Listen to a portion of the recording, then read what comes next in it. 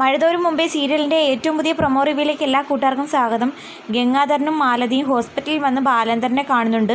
കൂടാതെ ഡോക്ടറിനെ കണ്ട് കാര്യങ്ങൾ തിരക്കുന്നു.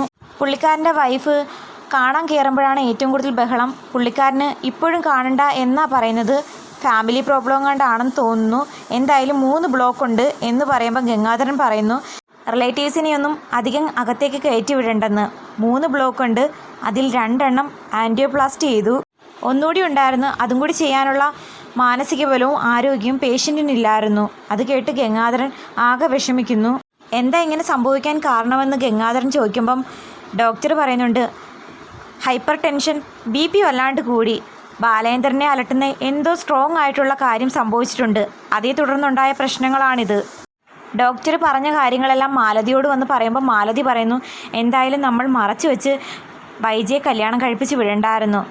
ഇങ്ങനെയൊക്കെ സംഭവിക്കുമെന്ന് അറിഞ്ഞിട്ടാണോ അന്ന് അങ്ങനെയൊക്കെ ചെയ്തത്? ചിലത് നന്നായി വരും, ചിലത് പ്രവചനത്തിന് വിപരീതമായി ഇങ്ങനെയൊക്കെ പാളിപ്പോവും. അന്നേരം മാലതി ചോദിക്കുന്നുണ്ട് ഈ പ്രശ്നങ്ങളിൽ നിന്നൊക്കെ രക്ഷപ്പെടാൻ എന്താ ഒരു മാർഗം? നമുക്ക് വൈജയുടെ എല്ലാ കാര്യങ്ങളും തുറന്നു പറഞ്ഞാലോ? വൈജയുടെ എല്ലാ കാര്യങ്ങളും ബാലേന്ദ്രൻ അറിഞ്ഞു എന്നുള്ള കാര്യം.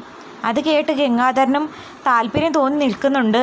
ഇനി മിക്കവാറും വൈജയോട് കാര്യങ്ങളൊക്കെ മാലതിയും ഗംഗാധരനും അറിയിക്കുമ്പം അലീനയാണ് എല്ലാ സത്യങ്ങളും ബാലേന്ദ്രനോട് പറഞ്ഞെന്നുള്ള തെറ്റിദ്ധാരണ വൈജയ്ക്ക് കൂടുമോ എന്തോ. അലീന മകളാണെന്നുള്ള കാര്യമൊന്നും ഇതുവരെയും വൈജയ്ക്ക് അറിയത്തില്ല. എന്തായാലും കാത്തിരുന്ന് കാണാം.